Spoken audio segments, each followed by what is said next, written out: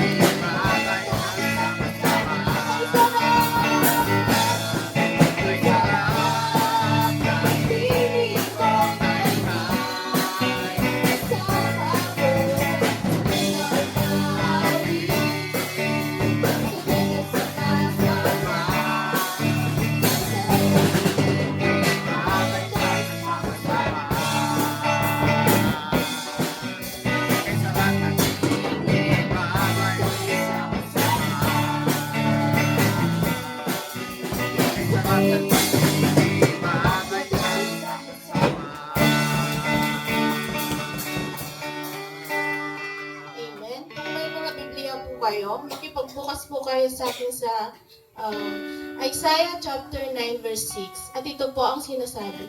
For to us a child is born, to us a son is given, and the government will be on his shoulder, and he will be called Wonderful Counselor, Mighty God, Everlasting Father, Prince of Peace.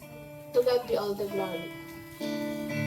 Amen. Patuloy po natin gamitin ng Panginoon at kantahin po natin ang pupunan na sa awit.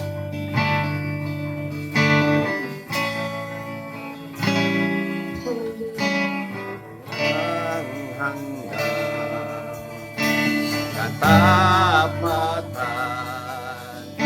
sa buhay ko ay lagi mong laan. Narito dahil sa niyaya mo, habang buhay magpupuri sa iyo. Walang hanggan.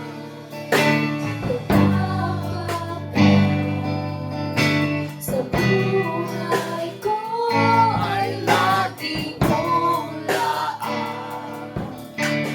Narito dahil sa